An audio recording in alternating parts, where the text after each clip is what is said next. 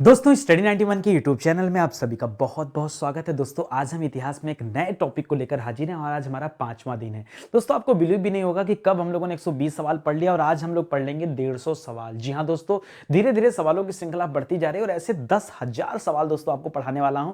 आप केवल इस सीरीज से जुड़े रहिए, बहुत मजा आएगा। अभी तो हम इतिहास की चर्चा कर रहे हैं, आगे हम भूगोल की और भारतीय राज व्यवस्था की, भारतीय संविधान की, साइंस की, हर एक विषय की चर्चा करेंगे और इसी तरह से टॉपिक को आगे बढ़ाते चलेंगे। दोस्तों जो आज की टॉपिक हमारा है यह है सिंधु घाटी सभ्यता। इसके पहले सिंधु घाटी सभ्यता में हम लोगों ने 2 टॉपिक कंप्लीट किया। पहला टॉपिक दोस्तों कंप्लीट किया सिंधु घाटी सभ्यता के संबंधित मुख्य स्थल। दूसरा टॉपिक जो कवर किया था वो नगर नियोजन और उद्योग धंधों से संबंधित था। आज की जो टॉपिक है इसमें हम सिंधु घाटी सभ्यता में जो सामाजिक व्यवस्थाएं थी, जो आर्थिक व्यवस्था थी, जो धार्मिक जीवन था, उसके बारे में दोस्तों चर्चा करने वाले हैं। तो और भी नए नए सवाल आपको देखने को मिलेंगे। ठीक है, ये टॉपिक भी कवर हो जाएगा। तो सिंधु घाटी सभ्यता जो चैप्टर, इस चैप्टर पर आपका और ज्यादा कमांड बन जाएगा। ठीक है, एक बार कमेंट करके जरूर बताइएगा कि आपको क्लास कैसी लग रही है। दोस्तों अभी तो हमारे पास हिंदी इंडिविजुअल का बैच है, उसी तरह से अलग अलग विषय का फाउंडेशन बैच भी आ गया है। ठीक है, आप इस नंबर पर कॉल करके संपर्क कर सकते हैं और ये जो फाउंडेशन बैच है दोस्तों, ये 0 लेवल से लेकर के हाई लेवल तक की तैयारी में आपकी मदद करेंगे। आप एक बार ज्वाइन करिएगा, आप खुश हो जाएंगे कि वाकई सर जो आपने कहा जबरदस्त चीजें आपने हमें प्रोवाइड किया, ये चीजें आपको मिलेंगी। ठीक है, किताबें भी दोस्तों अब आ चुकी हैं, तो ये तो सैंपल के तौर पे आपको दिखा रहा हूं। ऐसे बहुत सारी किताबें आ चुकी हैं जिन्हें आप हमारे प्लेटफॉर्म से परचेज कर सकते हैं, वेबसाइट से, एप्लीकेशन से परचेज कर सकते हैं। ठीक है, चलिए आगे बढ़ते हैं दोस्तों और आगे के सवालों को देखते हैं। आज याद रखेगा आज हमारा 5वां दिन है, तो बहुत खुशी है दोस्तों कि आज हम धीरे धीरे करते 5वें दिन पर आ चुके हैं और 121 से लेकर आज 150 सवालों का हम लोग रिवीजन करने वाले हैं। रिवीजन का एक तरह से पढ़ने वाले हैं, उन्हें देखने वाले हैं। ठीक है, तो आइए देखते हैं। पहला सवाल लिखा दोस्तों कि हड़प्पा कालीन समाज किन वर्गों में विभक्त था। जो हड़प्पा काल में रहने वाले लोग थे, जो वहां का समाज था, ये कितने वर्गों में विभाजित था। ठीक है, आज भी समाज कई सारे वर्गों में विभाजित है। आज तो जाति धर्म के आधार पर देखा जाए तो कई सारे वर्ग हैं, कई सारे वर्ग हैं दोस्तों। उसी तरह से हड़प्पा कालीन समाज भी कई वर्गों में विभाजित था। ये भी 4 वर्ग में हुआ करता था। कौन कौन सा वर्ग था दोस्तों? पहला था विद्वान वर्ग। कौन था? पहला था विद्वान वर्ग। दूसरा था, अच्छा यहां लिख देता हूं दोस्तों, पहला था कौन सा दोस्तों? पहला विद्वान वर्ग था। ठीक है, विद्वान वर्ग था। ठीक है, अच्छा विद्वान वर्ग को दोस्तों प्रथम वर्ग माना जाता था। क्या माना जाता था? प्रथम वर्ग माना जाता था। इसी तरह से जो योद्धा वर्ग था, याद रखेगा योद्धा वर्ग, इसको क्या माना जाता था दोस्तों? इसको उस जमाने में द्वितीय वर्ग माना जाता था। ये सब भी याद रखेगा क्योंकि सवाल पूछता है कि बताइए द्वितीय वर्ग में किसे माना जाता था। अब जिनको नहीं पता होगा वो समझेंगे योद्धा पहले वर्ग में होंगे, पंडित जी दूसरे वर्ग पर होंगे। तो जैसे आप क्या कहते हैं, ब्राह्मण क्षत्रिय वैश्य शूद्र कहते हैं ना, वैसे ही कॉन्सेप्ट पे चलना, लेकिन यहां शूद्र वगैरह की बात नहीं होती थी। ठीक है, देखिए ब्राह्मण क्षत्रिय वैश्य शूद्र, ये जो आप 4 विभाजन देखते हैं, ये विभाजन उत्तर वैदिक काल में हमें देखने को मिलते हैं। ये तो हम सिंधु घाटी सभ्यता पढ़ रहे हैं, उस समय इस तरह का कोई विभाजन नहीं था। तो ब्राह्मण क्षत्रिय वैश्य शूद्र जो आपके दिमाग में चल रहा है उसको निकाल दीजिए बाहर। यहां पर दोस्तों विद्वान वर्ग पहला वर्ग था, योद्धा वर्ग दोस्तों दूसरा वर्ग था, तीसरा वर्ग दोस्तों व्यापारियों का था। ठीक है, तीसरा वर्ग किसका था दोस्तों? ये प्रथम द्वितीय। तीसरा वर्ग दोस्तों व्यापारियों का था। ठीक है, व्यापारी का क्या था दोस्तों? यहां पर तीसरा वर्ग था। और चौथे वर्ग में दोस्तों याद रखेगा, और चौथे वर्ग में ठीक है, इसी पेन से लिखूं नहीं अलग हो जाएगा, सामान्य किसान और मजदूर आया करते थे। सामान्य किसान और कौन थे दोस्तों? मजदूर जो थे दोस्तों, सामान्य किसान और मजदूर, ये किसमें थे दोस्तों? ये चौथे वर्ग में आते थे। तो याद रखेगा यहां शूद्र जैसा कोई कॉन्सेप्ट नहीं था। बहुत सारे लोग ऐसे होंगे जिनके दिमाग में आ रहा होगा कि सर शूद्र करने क्या, ब्राह्मण क्षत्रिय वैश्य शूद्र, तो शूद्र और ब्राह्मण वर्ड, क्षत्रिय वर्ड इस तरह के वर्ड थे ही नहीं और इस तरह का ना ही कोई विभाजन था। विभाजन जो थे यही थे, इनको आप ध्यान रखेंगे। ठीक है, आगे देखिए। मान लीजिए एक सवाल आपसे परीक्षा में पूछे कि हड़प्पा संस्कृति का शासन संभवतः किस वर्ग के हाथ में था। ये 4 वर्गों में दोस्तों किसके हाथ में शासन था? तो मैं आपको बता दूं, न तो विद्वान वर्ग शासन करता था, न योद्धा वर्ग शासन करता था। ये जो व्यापारी वर्ग है ना, शासन ये करता था। ठीक है, तो शासन किसके हाथों में था? याद रखेगा शासन था व्यापारी वर्ग के हाथ में। और व्यापारी में खास करके जो वणिक थे, ठीक है, वणिक दोस्तों व्यापारियों को ही कहा जाता है, तो वणिक के हाथों में दोस्तों ये शासन था। ये हड़प्पा संस्कृति की बात कर रहे हैं। ठीक है, क्योंकि व्यापारी बहुत ज्यादा थे, व्यापार बड़े स्तर पे होता था। आपने देखा कि लोथल हो गया, सुरकोटदा हो गया, यहां पर दोस्तों बंदरगाह बने थे। फारस के साथ, मेसोपोटामिया के साथ दोस्तों हम लोग व्यापार किया करते थे, बड़े बड़े स्तर पर दोस्तों व्यापार हुआ करते थे। इसका मतलब है कि व्यापारिक मतलब एक तरह से पूंजीवादी अर्थव्यवस्था आप कह सकते हैं, क्योंकि व्यापारियों के हाथ में अगर व्यवस्थाएं थी तो पूंजीवादी अर्थव्यवस्था हो गई। ठीक है, आगे देखिए, लिख रहा है सैंधो सभ्यता से स्त्री मृड मूर्तियां। ये मृड मूर्ति का मतलब क्या होता है दोस्तों, यहां पे लिख भी दिया गया है, मिट्टी की जो मूर्तियां होती है दोस्तों, ये स्त्री मृड मूर्तियां प्राप्त हो गई। और इससे क्या अनुमान लगता है, देखिए अगर यहां पर स्त्रियों की मृड मूर्तियां ज्यादा मिली हैं, इसका मतलब है कि यहां मातृसत्तात्मक राज्य रहा होगा। क्या रहा होगा दोस्तों, मातृसत्तात्मक। जी हां दोस्तों, मातृसत्तात्मक यहां पर राजपाट देखने को मिलता है। ठीक है, आगे आप जब वैदिक काल पढ़ेंगे तो अर्थव्यवस्था वहां बदल जाएगी। एक तो नगरीय सभ्यता के जगह ग्रामीण सभ्यता आ जाएगी और मातृसत्तात्मक के जगह पितृसत्तात्मक हो जाएगा। आज की बात करें दोस्तों तो आज पितृसत्तात्मक भूमिका है। ठीक है, आपके घर में सब कुछ किसका है, पिता का चलता है, उनके नियंत्रण में सारी चीजें रहती हैं। तो आज पितृसत्तात्मक चीजें हैं। उसी तरह से हड़प्पा के टाइम में मातृसत्तात्मक राजपाट देखने को मिलता था। क्यों, यह कैसे पता चलता है, क्योंकि उस समय में स्त्री मृण मूर्तियां दोस्तों जरूरत से ज्यादा मिली हैं, तो इसी से यह अंदाज लगाया जाता है। ठीक है, लिख रहा आग में पकी मिट्टी को क्या कहा जाता है। मुझे लगता है बहुत ज्यादा लोग इसका जवाब दे भी देंगे, क्योंकि पीछे की क्लास में हमने कई बार आपको समझाया है और बताया है कि आग में पकी मिट्टी को टेराकोटा कहते हैं। क्या कहते हैं दोस्तों, आग में पकी मिट्टी को क्या कहते हैं दोस्तों, टेराकोटा कहते हैं। तो इसे याद रखिएगा, ये इंपॉर्टेंट सवाल हो जाएगा। आगे लिख रहा है दोस्तों, हड़प्पा संस्कृति के निवासियों के धार्मिक विश्वासों की जानकारी। जी हां दोस्तों, धार्मिक विश्वासों की जानकारी कहां से मिलती है भाई, कैसे पता चलता है कि हड़प्पा में रहने वाले लोग या सिंधु घाटी सभ्यता में रहने वाले लोग की धार्मिक विश्वास क्या थे, ये कैसे पता चलता है दोस्तों। तो याद रखिएगा, इसके बारे में पता चलता है क्योंकि एक जगह से 500 मुहरें मिली हैं। क्या मिली दोस्तों, 500 मुहरें मिली हैं। उन मुहरों के आधार पर दोस्तों ये पता लग रहा है कि वहां पर दोस्तों धार्मिक विश्वास ज्यादा मिलती है, क्योंकि इन 500 मुहरों पर दोस्तों धार्मिक चीजें अंकित की गई हैं। और ये मुहरें कहां से मिली हैं दोस्तों, तो याद रखिएगा ये मोहनजोदड़ो से मिली है। कहां से मिली है दोस्तों, ये मोहनजोदड़ो से मिली है। और इन्हीं मुहरों के आधार पर इनके धार्मिक विश्वासों को पता चलता है, क्योंकि उन मुहरों पर दोस्तों धार्मिक सिंबल बने हुए हैं, चाहे पशुपति का सिंबल बना है, चाहे जो है उर्वरता की देवी का सिंबल बना है, या एक सिंह वाले जो है बैल का बना है। तो दोस्तों उनके धार्मिक विश्वासों का पता चलता है। याद रखेगा 500 से ज्यादा मुहरें प्राप्त की जा चुकी हैं अपने मोहनजोदड़ो से। ठीक है, मोहनजोदड़ो सिंधु नदी के तट पर है। 1922 में राखल दास बनर्जी ने दोस्तों इसकी खुदाई का कार्य कराया था। ये सारे पॉइंट याद रखेगा, पीछे के पॉइंट में आपको रिवाइज करते चलूंगा ताकि ज्यादा से ज्यादा बात सुनने को आपको मिले, सुनने से चीजें और भी ज्यादा याद हो जाती है। ठीक है, चलिए आगे बढ़ते हैं दोस्तों। लिख रहा सिंधु सभ्यता की मुद्रा में किस देवता के समतुल्य चित्रांकन मिलता है। दोस्तों किस देवता के समतुल्य चित्रांकन मिलता है, तो याद रखिए जो भी मिलता है ना, यहां पर आद्य शिव का चित्र मिलता है। क्या मिलता है, मतलब ऐसा महसूस होता है कि आद्य शिव जैसा कुछ है वहां पर। ठीक है, आपने देखा कालीबंगा की बात करें तो वहां पर पशुपति मूर्ति भी मिली है, मतलब शिवलिंग का प्रमाण भी मिला है। आपसे परीक्षा में पूछे शिवलिंग का प्रमाण कहां से मिला है, तो कल की क्लास में दोस्तों हम लोगों ने डिस्कस किया था कि कालीबंगा जो स्थान है, जिसे कालीबंगन भी कहा जाता है, राजस्थान में घग्गर नदी के किनारे, अरे वही स्थान यार जहां से जुते हुए खेत के साक्ष्य मिले हैं, बाउंड्री वाल के साक्ष्य मिले हैं, भूकंप का प्रमाण मिला है, मैं उसी स्थान की बात कर रहा हूं। ठीक है, तो आद्य शिव का चित्रांकन मिलता है, उनसे मिलता जुलता। ठीक है, तो याद रखेगा सिंधु सभ्यता की मुद्रा में जो वहां की करेंसी थी, ये मुद्रा भी कैसी होती थी दोस्तों, ये मृण मूर्तियों के रूप में होती थी। ठीक है, ये क्या होती थी दोस्तों, ये मृण मूर्तियों के रूप में दोस्तों होती थी, मुहरों के रूप में दोस्तों मुद्राएं होती थी। ठीक है, याद रखेगा। और इसमें किसका चित्रांकन मिलता है, तो आद्य शिव का चित्रांकन मिलता है, इसे आप ध्यान रखेंगे। ठीक है, आगे बढ़िए। लिख रहा सिंधु सभ्यता के लोग धरती को क्या मानकर पूजते थे। जी हां दोस्तों, आज भी हम धरती माता की पूजा करते हैं और तब भी धरती माता की पूजा की जाती थी। तो इस सिंधु सभ्यता के लोग क्या मानकर पूजते थे दोस्तों, धरती को वो उर्वरता की देवी मानते थे। क्या मानते थे दोस्तों, उर्वरता की देवी मानते थे।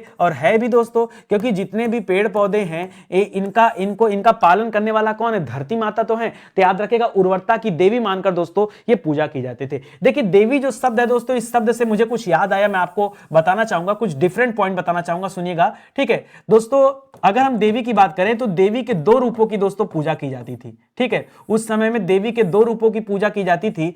कौन कौन से रूप थे जरा समझिएगा। कभी देवी के सौम्य रूप की बात होती है, कैसी बात होती है दोस्तों, सौम्य रूप मतलब कोमल रूप। ठीक है, और कभी कभी दोस्तों देवी के रौद्र रूप की बात होती है। ठीक है, तो दोस्तों कभी सवाल पूछे, बहुत डिफिकल्ट सवाल है। ठीक है, कि देवी के सौम्य रूप की पूजा दोस्तों ये कहां की जाती थी, तो लोकेशन इसका याद रखेगा, एक जगह है कुल्ली। कौन सा जगह दोस्तों, कुल्ली जगह है। ये कुल्ली कहां दोस्तों, याद रखेगा बलूचिस्तान में। कहां पर दोस्तों, बलूचिस्तान में कुल्ली है। वहां पर दोस्तों क्या होता था, देवी के सौम्य रूप की पूजा की जाती थी। ठीक है, ये मैं पूजा की बात कर रहा हूं, ठीक है। उसी तरह से पूछता सवाल कि देवी के रौद्र रूप की पूजा दोस्तों कहां की जाती थी, तो बताइएगा दोस्तों, झौव संस्कृति एक चलती थी। क्या चलती थी? झौव संस्कृति चलती थी। यहां पर दोस्तों देवी के रौद्र रूप की पूजा भी देखने को मिलती है, ठीक है। झौव संस्कृति के जो लोग थे दोस्तों, वो देवी के रौद्र रूप की पूजा करते थे। जैसे अब आप कहेंगे सर ये रौद्र रूप सौम्य रूप समझ में नहीं आ रहा है। जैसे आप माता दुर्गा की मूर्ति देखिए, जो शेर पर दोस्तों सवार है, वध वाला चित्र नहीं, एकदम सिंपल वाला चित्र, आप उसे सौम्य रूप मान सकते हैं।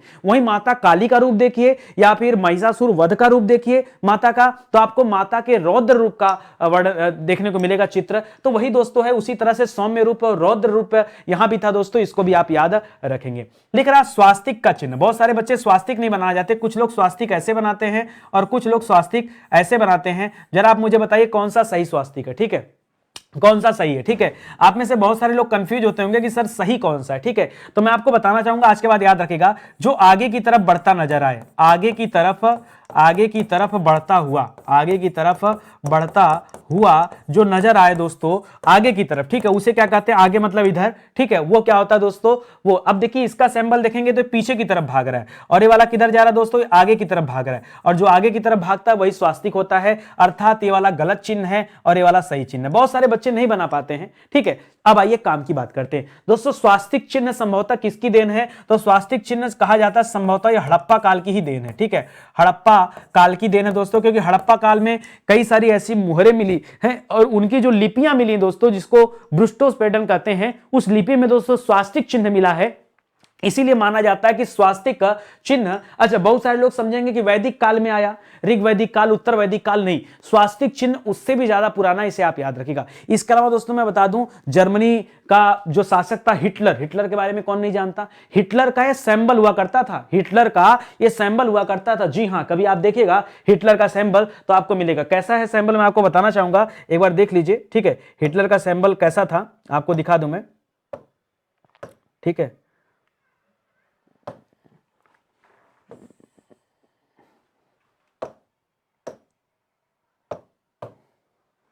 हिटलर का सिंबल ऐसा था, कभी आप जाइए गूगल करिए आपको मिल जाएगा। ये दोस्तों ये हिटलर का सिंबल है, ठीक है। इस तरह से दोस्तों हिटलर का सिंबल था, आप जाके चेक करिएगा आपको मिलेगा, ठीक है, आपको मिलेगा। ये सिंबल दोस्तों हिटलर का था, यानी हिटलर भी इस सिंबल से प्रभावित था अपने आप में, ठीक है। तो स्वास्तिक याद रखेगा, ये इंपॉर्टेंट सवाल है। अच्छा एक चीज आपको बताना चाहूंगा, आपको हाल ही में पता होगा कि मुझे पुत्र रत्न की प्राप्ति हुई 27 नवंबर को, ठीक है। तो शादी मेरी 2018 में हुआ था, शादी का पूरा वीडियो अपलोड है यूट्यूब पर, आप एंजॉय कर सकते हैं, देख सकते हैं, बड़ी सिंपल शादी हुई है, ठीक है। और अभी जा करके दोस्तों बेटा हुआ है 27 नवंबर 2022 को, और उसका नाम मैंने क्या रखा है? तो स्वास्तिक नाम रखा है, ठीक है। ये नाम है उसका स्वास्तिक। मुझे लगा कुछ अच्छा नाम रखते हैं, कई लोग तो बोल लेते हैं कि नहीं यार बहुत बड़ा नाम है, लेकिन मैंने कहा नहीं यार, कुछ आध्यात्मिक होना चाहिए, अपने आध्यात्म से जुड़ा होना चाहिए, तो स्वास्तिक नाम रखा है। थोड़ा एंटिक नाम भी है, आपको सात्विक नाम मिल जाएगा, शाश्वत नाम मिल जाएगा, स्वास्तिक नाम आपको बहुत रेयर देखने को मिलेगा। तो ये नाम है, ऐसे ही साझा कर दिया, दिल की बात, ठीक है। आप मेरे अपने हो यार, पराए तो हो नहीं, कुछ भी शेयर कर सकता हूं। चलिए आगे बढ़ते हैं। लिख रहा दोस्तों, सिंधु सभ्यता में पशुओं में विशेषतः पूजनीय क्या था? ठीक है, सिंधु सभ्यता में पशुओं में दोस्तों सबसे ज्यादा, देखिए पशु तो कई सारे थे, हमने हाँ किसके बारे में दोस्तों, घोड़ा के बारे में स्पेशली मैंने बताया, जरूर याद रखेगा। पुरानी किताबों में देता कि घोड़े का प्रमाण नहीं है, बात की किताबों में दिया गया है। लोथल हो गया, सुरकोटदा हो गया, जहां से घोड़े के अस्थिपंजर मिले हैं, राणा घुंडई हो गया, जहां से घोड़े के दांत मिले हैं, ठीक है। इसलिए घोड़े की बात होती है यहां पर, ठीक है। इसके अलावा दोस्तों गाय बैल की बात होती, भैंसा की बात होती, भैंस की बात होती है। तो दोस्तों विशेष रूप से पूजनीय कौन सा था, याद रखेगा, कुबड़ वाला सांड। क्या था दोस्तों, कुबड़ वाला सांड दोस्तों विशेष रूप से पूजनीय था। और आज भी दोस्तों अगर हम कुबड़ वाले सांड की बात करें या बैल की बात करें, सांड का तात्पर्य क्या दोस्तों, बैल से है, ठीक है। तो अगर हम कुबड़ वाले सांड या बैल की बात करें तो आज भी हम जब देखते हैं तो उसे हम नंदी मानकर दोस्तों उसकी पूजा करते हैं, कुबड़ वाले सांडों की। उस समय भी दोस्तों पूजनीय था, उस समय भी पूजनीय था, और 4500 साल से यह पूजनीय है। यह बहुत बड़ी बात है कि नहीं, जिसको याद रखेगा, यह भी आपके लिए इंपॉर्टेंट सवाल है। आगे बढ़िए। लिख रहा, हड़प्पा में शवों के अंतिम संस्कार की कौन सी प्रथा प्रचलित थी? आप कहेंगे सर ये कैसा सवाल है? देखिए हम तो सामाजिक, आर्थिक और धार्मिक जीवन के ऊपर चर्चा कर रहे हैं कि भाई सिंधु घाटी सभ्यता में रहने वाले जो लोग थे उनके बारे में कुछ बातचीत कर रहे हैं। उनके रोजमर्रा की जिंदगी की बातचीत करें, क्या पूछते थे, क्या खाते थे, क्या पहनते थे, कैसे व्यापार करते थे, ये सब बातचीत तो हो रही है। ठीक है, तो याद रखेगा हड़प्पा में शवों का जो अंतिम संस्कार होता था वो दफनाया जाता था। शवों को क्या किया जाता था दोस्तों? दफनाया जाता था। ठीक है, दफना करके दोस्तों उनका अंतिम संस्कार किया जाता था। ठीक है, लेकिन अगर हम कहां पर दोस्तों हड़प्पा की बात करें, हड़प्पा किस नदी के किनारे है? तो याद रखेगा रावी नदी के किनारे है। 1921 में इसकी खुदाई हुई थी। किसने कराया था? दयाराम साहनी ने कराया था। दयाराम साहनी ने कराया था। ठीक है, अच्छा दूसरा क्या दोस्तों याद रखेगा? मोहनजोदड़ो। मोहनजोदड़ो दोस्तों याद रखेगा सिंधु नदी के किनारे है। सिंधु नदी के किनारे है। ठीक है, 1922 में इसकी खुदाई हुई है। किसने कराया है? तो राखल दास बनर्जी ने कराया है। किसने कराया है? राखल दास बनर्जी ने दोस्तों कराया है। इसे भी आप याद रखेगा। ठीक है, राखल दास बनर्जी ने। अब लिख रहा दोस्तों मोहनजोदड़ो में जो अंतिम संस्कार थी उसकी कौन सी विधि थी? यहां दफनाया जाता था और यहां जलाया जाता था। ठीक है, दोनों में अंतर है दोस्तों। कहां याद रखेगा? यहां जलाया जाता था। ठीक है, जलाया जाता था, ये याद रखेगा। ठीक है, इसीलिए दोस्तों यहां मोहनजोदड़ो को हम मृतकों का टीला भी कहते हैं। क्या कहते हैं? मृतकों का टीला भी कहते हैं। इसके अलावा सिंध का बाग भी कहा जाता है। याद रखेगा सिंध का बाग भी किसे कहते हैं दोस्तों? याद रखेगा सिंध का बाग। ठीक है, ये भी आपको पढ़ाया गया है। ठीक है, पूछता सवाल कि सिंध का बाग किसे कहा जाता? तो याद रखेगा मोहनजोदड़ो को। और मृतकों का टीला किसे कहा जाता? तो मोहनजोदड़ो को। यहां शव को जलाया जाता था, जबकि हड़प्पा में शव को दफनाया जाता था। अच्छे अच्छे विद्यार्थी जो तैयारी करते हैं, अच्छी अच्छी कोचिंगों में जाके पढ़ते हैं, आप बता दो ये सारे फैक्ट आपको बताए जाते हैं या नहीं बताए जाते हैं। ठीक है, मुझे नहीं पता कितनी अच्छी तैयारी होती है, लेकिन नितिन सर के साथ स्टडी 91 पर पढ़ने का जो मजा है ना, ये औरों से अलग है, औरों से हटकर है। पढ़ लो भैया, जो दे रहा हूं पढ़ लो, इससे बेहतर आपको मिलने वाला नहीं है। लिख रहा है दोस्तों सिंधु सभ्यता के लोग किस प्रकार के बर्तन का प्रयोग करते थे? जी हाँ दोस्तों, ये तो पहले भी हम जान चुके हैं। तो याद रखेगा ये मृदभांड का प्रयोग करते थे। किसका प्रयोग करते थे दोस्तों? मृदभांड का प्रयोग करते थे। और किस रंग का मृदभांड होता था दोस्तों? लाल रंग का मृदभांड होता था। लाल काले रंग का, काले रंग का, लाल रंग का ये मृदभांड होता था। एक शब्द याद रखेगा चित्रित धूसर, ये इसको खाली अलग कर लीजिएगा। चित्रित धूसर मैं आगे आपको एक्सप्लेन करूंगा। ऋग्वैदिक काल में जब जाएंगे दोस्तों तब वहां पर चित्रित धूसर मृदभांड के बारे में पढ़ेंगे। अभी यहां काले रंग के लाल मृदभांड होते थे दोस्तों, या काले रंग की पॉलिश होती थी उनकी खाली, और मृदभांडों का रंग कैसा होता था? लाल रंग का होता था। याद रखेगा ये हड़प्पा काल के बर्तनों की पहचान है। ठीक है, आगे बढ़िए। लिख रहा मोहनजोदड़ो से प्राप्त एक सील पर, जी हां दोस्तों, एक सील पर किसकी मूर्ति मिली है दोस्तों? तो मोहनजोदड़ो से दोस्तों ये मूर्ति मिली है। याद रखेगा ये मिली है दोस्तों 3 मुख वाले देवता की। ठीक है, 3 मुख वाले देवता की दोस्तों एक सील पर मूर्ति मिली है। और इसे क्या माना जा रहा है दोस्तों? यह लगभग दोस्तों पशुपति की मूर्ति है। पशुपति अर्थात क्या हो गया दोस्तों? आद्य शिव। पशुपति अर्थात क्या हो गया? आद्य शिव हो गए दोस्तों। याद रखेगा आद्य शिव की मूर्ति है, ऐसा महसूस होता है। तो याद रखेगा ये मोहनजोदड़ो से मिला है। सवाल आता है, ध्यान रखिएगा। ठीक है, लेकर आप पशुपतिनाथ के चारों ओर क्या विराजमान है? ठीक है, और ये जो मृण मूर्ति में दोस्तों जो पशुपतिनाथ की मूर्ति है, या मैं कह दूं कि जो 3 मुख वाली मूर्ति है, 3 मुख वाली मूर्ति जो है दोस्तों, इस मूर्ति के आसपास दोस्तों क्या विराजमान है? इसे आपने कहा भाई आद्य शिव है। ठीक है, ये आद्य शिव है। अभी आपसे पूछ रहा दोस्तों इसके आसपास क्या विराजमान है, आप ये बता दीजिए। तो इसके आसपास विराजमान है दोस्तों हाथी। याद रखेगा हाथी, गैंडा, चीता। याद रखेंगे क्या? हाथी, गैंडा, चीता और भैंसा। शेर नहीं, भैंसा। हाथी, गैंडा, चीता और भैंसा, ये 4 जानवर दोस्तों इस पशुपतिनाथ के चारों ओर जो सिंबल के रूप में विद्यमान है। हाथी, गैंडा, चीता और भैंसा, यानी ये जानवर रहे होंगे तभी तो विद्यमान है। ये जानवर उस जमाने में अस्तित्व में रहे होंगे तभी इनकी जो है डिजाइन बना है, इनका चित्र बना है। इस तरह के जानवर नहीं होते तो क्यों चित्र बनता है कि नहीं? तो इसे आप समझिएगा। अगला सवाल लिख रहा है हड़प्पा की मोहरों पर, हड़प्पा की जो मोहरें थी उन मोहरों पर सबसे अधिक किसका अंकन मिलता है? सबसे ज्यादा मोहरें दोस्तों पर किसका अंकन मिलता है? तो याद रखेगा एक श्रृंगी पशु का। किसका दोस्तों? एक श्रृंगी पशु का दोस्तों अंकन मिलता है। एक सिंह वाला जानवर मिलता है, एक श्रृंगी पशु। दोस्तों बीच में एक ऋतिक रोशन की मूवी भी आई थी मोहनजोदाड़ो नाम से, वहां देखा होगा तो कुछ मूर्तियां वहां मिली होंगी, कुछ मोहरे मिले होंगे जिसमें एक श्रृंगी पशु भी था। उसे लेकर वो व्यापार के लिए जाता है मोहनजोदड़ो में, आपने कहानी भी देखा होगा। ठीक है, तो याद रखेगा सबसे ज्यादा किसका अंकन मिलता है मोहरों पर? तो एक श्रृंगी पशु का अंकन मिलता है। इसे आप ध्यान रखेंगे, यह भी आपके लिए इंपॉर्टेंट सवाल है। दोस्तों वर्तमान में हिंदी इंडिविजुअल का एक बैच स्टार्ट हुआ, आप चाहें तो इसे ज्वाइन कर सकते हैं। ये हमारा सुपर सेलिंग बैच है, इसीलिए हम इसका प्रचार ज्यादा करते हैं। ये हमारा हेल्पलाइन नंबर है, और जानकारी चाहिए तो इस पर कॉल करके संपर्क कर सकते हैं। इसी तरह से अलग अलग विषय का भी दोस्तों हम फाउंडेशन बैच बना रहे हैं, उसे भी आप ज्वाइन कर सकते हैं। आइए सीधे टॉपिक की बात करते हैं और अगले सवाल सवाल पर चर्चा करते हैं। लिख रहा हड़प्पा के लोगों का भूत प्रेत, अंधविश्वास, जादू टोना में विश्वास, ठीक है ये गलत लिखा है, ठीक है, जादू टोना में विश्वास, विश्वास का प्रतीक का क्या चिन्ह मिलता दोस्तों?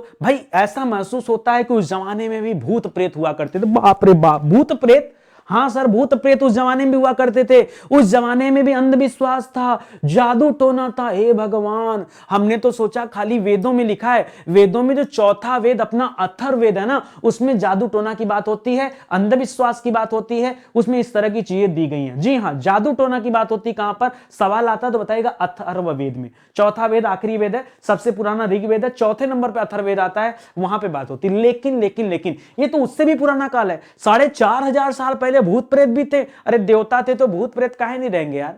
देवता थे तो भूत प्रेत क्यों नहीं होंगे? तो भूत प्रेत जादू टोना सब था, क्योंकि मिला है ताबीज। क्या मिला है दोस्तों?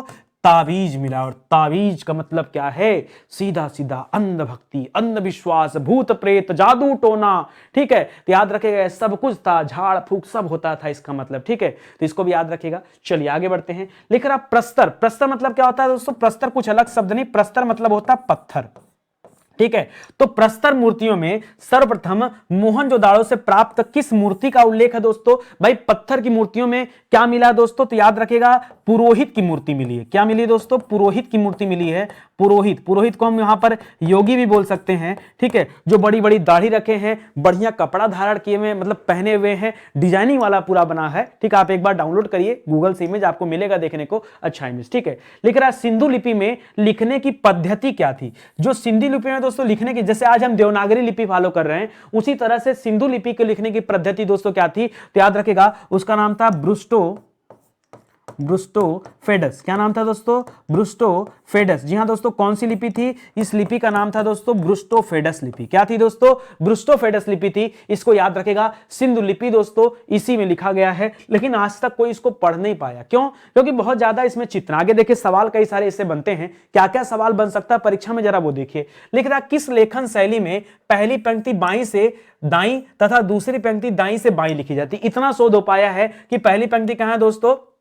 याद रखेगा इधर से इधर चलता है, फिर अगली पंक्ति दोस्तों इधर से इधर चलता है। इस तरह के कॉन्सेप्ट में लिखा गया है। हमने तो पढ़ा, जो अगर हम हिंदी की बात करें दोस्तों, तो हिंदी हम किधर से किधर लिखते हैं बताओ? हिंदी हो गया, अंग्रेजी हो गया, हिंदी प्लस अंग्रेजी, इन सबको दोस्तों हम किधर से किधर लिखते हैं? इन सबको हम दोस्तों बाएं से दाएं लिखते हैं, बाएं से दाएं लिखते हैं। वहीं दोस्तों अगर हम उर्दू की बात करते हैं, तो उर्दू में क्या होता है दोस्तों? उर्दू में हमेशा दाएं से बाएं लिखा जाता है, दाएं से बाएं लिखा जाता है। और यहां पर दोस्तों एक अलग ही कॉन्सेप्ट देखने को मिल रहा है। यहां पर ऐसे लिखते हैं और यहां पर ऐसे लिखते हैं, यहां पर एक अलग ही चीज मिल रहा है, ठीक है। तो याद रखेगा यहां की जो लिपि थी दोस्तों, याद रखेगा ब्रुस्टोफेडस लिपि, ये ऐसे ही लिखी जाती थी। इसको ध्यान दीजिएगा, सिंपल सा सवाल है। अगला सवाल लिख रहा है दोस्तों कि सिंधु लिपि में कुल मिलाकर टोटल, कुल मिलाकर मतलब क्या होगा? सीधे सीधे पूछ रहा है टोटल, ठीक है। टोटल कितने चित्रात्मक अक्षर थे? टोटल कितने थे दोस्तों? तो एक दो थोड़े थे कि थोड़ा बता दिया जाए। 250 से लेकर के अब तक 400 अक्षर ढूंढे जा चुके हैं, ठीक है। समय के साथ हो सकता है कि 450 हो जाए, 500 हो जाए। भाई अभी कोई पढ़ नहीं पाया है, तो अभी इतना सैंपल लगभग मिल चुका है दोस्तों। 250 से लेकर 400 के आसपास दोस्तों कुल चित्रात्मक अक्षर है। कुल चित्रात्मक अक्षर कितने हैं? तो 250 से लेकर 400, ठीक है। अगर इसमें मूल अक्षरों की बात करें, अगर हम यहां पर मूल अक्षरों की बात करें कि कितने मूल अक्षर हैं, तो याद रखेगा दोस्तों यहां 64 मूल अक्षर हैं। कितने हैं दोस्तों? यहां पर 64 मूल अक्षर हैं। इसे भी आप ध्यान दीजिएगा। काम की बातें करिए, हमारी क्लास में दोस्तों काम की बात ज्यादा होगी, इधर उधर की बात हम नहीं करते, ठीक है। फोकस रहिए, पूरा दिमाग एक जगह कंसंट्रेट होकर पढ़िए, मजा आ जाएगा पढ़कर आपको, ठीक है। आगे देखिए लिख रहा है सिंधु लिपि में चित्र के रूप में, सिंधु लिपि में चित्र के रूप में लिखा हर अक्षर ये किसका सूचक है? ये जितना आप 250 से 400 देखे हैं, ये क्या है एक्चुअली में? तो याद रखेगा या तो किसी ध्वनि का सूचक है, या तो वो किसी वस्तु का सूचक है, या फिर वो किसी भाव का सूचक है, ठीक है। मतलब इसी टाइप के जितने भी मतलब चित्र बनाए गए हैं, जो सैंबल हैं, उनका संबंध या तो ध्वनि से है, या तो भाव से है, या तो वस्तु से है। ऐसा ही सैंबल, ढेर सारा सैंबल है। सैंबल की संख्या कितनी? 250 से 400। मूलाक्षर अलग बात है कि मूलाक्षर 64 हैं, लेकिन 250 से 400 याद रखेगा। हम हिंदी पढ़ते हैं तो हिंदी में 52 अक्षर पढ़ते हैं, अंग्रेजी पढ़ते हैं तो 26 पढ़ते हैं। 26 का 2 गुना 52 होता है। अंग्रेजी में 26 अक्षर हैं और हमारे यहाँ 52 अक्षर हैं, समझ रहे हैं। और यहां पर 64 अक्षर हुआ करते थे, मतलब और बड़ी बात, और बड़ा विज्ञान इनका था, और बड़ा व्याकरण इनका था, है कि नहीं। चलिए आगे बढ़ते हैं। लिख रहा किन विद्वानों ने हड़प्पा लिपि की उत्पत्ति, हड़प्पा लिपि कौन सी थी दोस्तों, फिर से बताइए, फिर से देखिए क्या था दोस्तों, ब्रुस्टो फेडस लिपि। क्या नाम था दोस्तों, ब्रुस्टो फेडस लिपि। करा इसकी उत्पत्ति द्रविड़ लिपि से मानते हैं। द्रविड़ कहां दोस्तों, याद रखेगा द्रविड़ तो दक्षिण भारतीयों को कहा जाता है। तो कुछ विद्वान ऐसे हैं जो ये मानते थे कि ब्रुस्टो फेडस कहां से पैदा हुआ है, ये इसकी उत्पत्ति द्रविड़ लिपि का सूचक है। ऐसे कुछ लोग हैं। अब उसमें कौन है दोस्तों, तो याद रखेगा फादर हारान का नाम है। किसका नाम है, फादर हारान का नाम है। हारान इनका नाम था, फादर हारान का नाम आता है। टी.एच. बर्रा का नाम आता है। किसका नाम आता है दोस्तों, टी.एच. बर्रा, टी.एच. बर्रा का नाम आता है। ये लोग मानते हैं दोस्तों कि हड़प्पा लिपि की उत्पत्ति किससे हुई है, द्रविड़ लिपि से हुई है, ऐसा मानते हैं। द्रविड़ लिपि कहां फॉलो होता है दोस्तों, जो साउथ इंडिया में है, ठीक है, उसे याद रखेगा। लिख रहा किन विद्वानों ने हड़प्पा लिपि को संस्कृति लिपि का एक रूप माना है कि भाई इसका जन्म भी संस्कृति से हुआ है। हालांकि संस्कृत बाद में फेमस हुआ, जब आप वैदिक काल में आएंगे तब आपको संस्कृत भाषा मिलेगा, लेकिन कुछ लोग मानते हैं कि हड़प्पा लिपि संस्कृत लिपि का ही एक रूप है। और उसमें कौन है दोस्तों, तो इसमें खास करके एस.आर. राव का नाम आता है। ठीक है, एस.आर. राव के बारे में दोस्तों हम लोग पहले भी पढ़ चुके हैं। एस.आर. राव के बारे में हम लोग पहले भी पढ़ चुके हैं। क्या पढ़े थे दोस्तों, कि एस.आर. राव ने लोथल का खुदाई करवाया था, लोथल की खुदाई करवाया था एस.आर. राव ने। खास करके लोथल याद रखिए और धौलावीरा याद रखिए, ये तो कभी भूलिएगा मत, ठीक है, धौलावीरा, ठीक है। इसके अलावा दोस्तों रंगपुर की खुदाई में भी इनका योगदान था, ठीक है। तो ये 3 याद रखेगा, मैंने आपको RRR बताया भी था। इनके अनुसार दोस्तों हड़प्पा लिपि का जन्म किससे हुआ, संस्कृत लिपि से हुआ है, ये याद रखेगा। इसके अलावा दोस्तों एस.आर. राव का मानना था कि भाई बाण के कारण दोस्तों क्या हो गया था, ये पूरा का पूरा सिंधु घाटी सभ्यता जो है ये समाप्त हो गया था, ऐसा भी मानना था। एक चीज और याद रखेगा, यहां पर एक विद्वान का नाम और याद रखेगा, रामचंद्रन।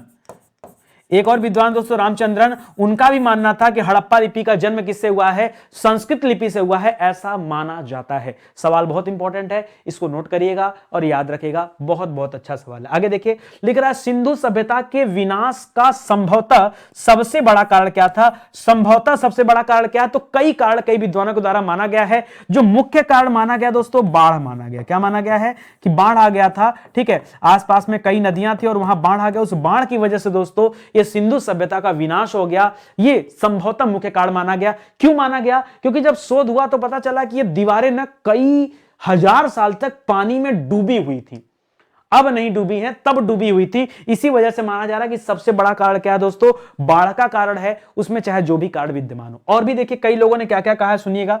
लिखा है कि सिंधु सभ्यता के पतन का कारण नदी की शुष्कता। लोग कह रहे हैं दोस्तों नदी सूख गई थी। शुष्कता मतलब क्या हो गया था, नदी सूख गई थी। दोस्तों कौन मानता कि नदी सूख गया था इसका सबसे बड़ा कारण है, तो याद रखेगा सूद नाम के एक विद्वान है, सूद नाम के विद्वान है, ठीक है। तो उनका दोस्तों खास करके मानना है कि नदी की शुष्कता के कारण ही क्या हो गया था दोस्तों, सिंधु घाटी सभ्यता का पतन हो गया था, ऐसा वो मानते हैं। लिख रहा नदियों के प्रवाह मार्ग में परिवर्तन। कई लोग ऐसा मानते हैं कि नदियों का जो प्रवाह था वो परिवर्तित हो गया। आपको पता है दोस्तों नदियां अपना जो है रूप बदलती रहती हैं, ठीक है, विसर्ग रूप में नदियां चलती रहती, क्यों, गति लाने के लिए, और ये अपना मार्ग परिवर्तन भी करती है, क्योंकि 1000 सालों का इतिहास है, इसलिए मार्ग परिवर्तन संभव है। तो नदियों के प्रवाह मार्ग में परिवर्तन को सिंधु सभ्यता के पतन का कारण दोस्तों किसने बताया है, तो यहां पर दोस्तों नाम है H.T. गैम्बिक का। किसका नाम है दोस्तों, H.T.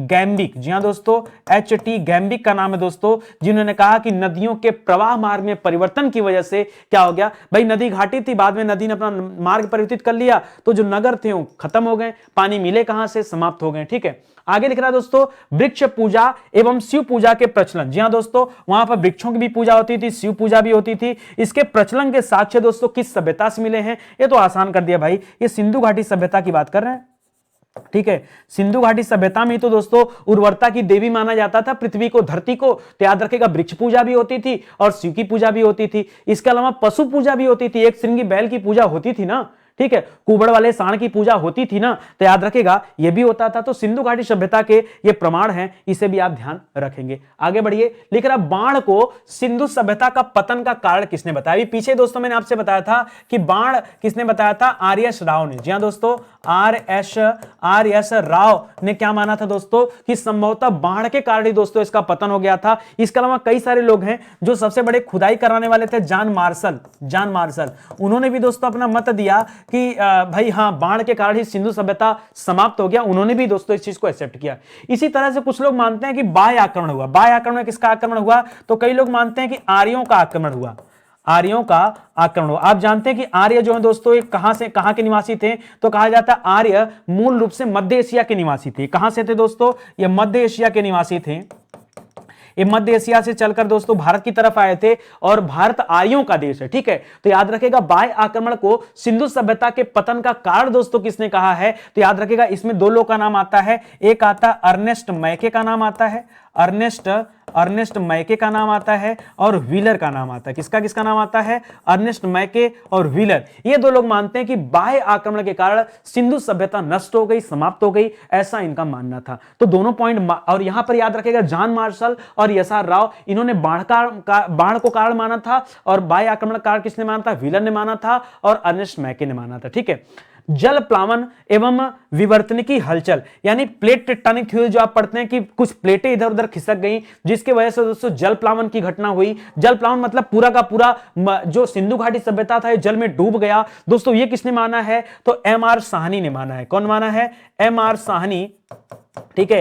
ये भी प्रसिद्ध विद्वान है, ठीक है, एम.आर. साहनी। इनके अनुसार जल प्लावन एवं विवर्तनिकी हलचल की वजह से सिंधु सभ्यता का दोस्तों पतन हो गया, ये कारण था। तो आपकी परीक्षा में दोस्तों कारण से 3-4 सवाल बन सकते हैं, जो कि मैंने आपको दे दिया। मुझे लगता है इसके बाहर अब सवाल नहीं जाएगा, ठीक है। तो सवाल आपको अच्छा भी लगा होगा दोस्तों, और मजा भी आया होगा। सबसे बड़ी बात है कि स्टडी 91 पर जब नितिन सर की क्लास लेते हैं तो कब टाइम समाप्त हो जाता है सच कहें तो पता नहीं चलता, ठीक है। और पता भी कैसे चले, जब रम के पढ़ाएंगे ना, और आप जब रम के पढ़ेंगे तो मजा ही अलग होगा। जल्दी से कमेंट कर दीजिए, आपसे निवेदन है, जिन बच्चों ने लाइक नहीं किया हाथ जोड़कर विनती है दोस्तों, वीडियो को जरूर लाइक करिए, शेयर करिए, ताकि ज्यादा से ज्यादा बच्चे आए, जुड़ें और देखें। दोस्तों ऐसे विषय जो यूट्यूब पर पूरी तरह से पढ़ा दिए गए हैं, ये उन्हीं का हैंड रिटन नोट्स हैं, आप चाहे तो इन्हें परचेज कर सकते हैं। बाकी हमारी किताबें भी आ गई, सैंपल के तौर पर एक किताब आपको दिखा रहा हूं, ठीक है। किताबें भी आ गई जिन्हें आप हमारे वेबसाइट या एप्लीकेशन से ऑर्डर कर सकते हैं। तो यार पेड कोर्स चल रहा है, यूट्यूब पर इतनी बेहतर क्लास चल रही है, ई बुक आ गया है, प्रिंटेड बुक आ गया है, इससे ज्यादा आपको क्या चाहिए? तो सब चीज यहां अवेलेबल है, आप आइए, जुड़िए हमारे साथ और अपनी तैयारी को आगे बढ़ाइए, ठीक है। इसी के साथ आज का सेशन समाप्त होता है। उम्मीद करता हूं आपको अच्छा लगा होगा। बहुत बहुत धन्यवाद। जय हिंद, जय Bharat. Thank you so much.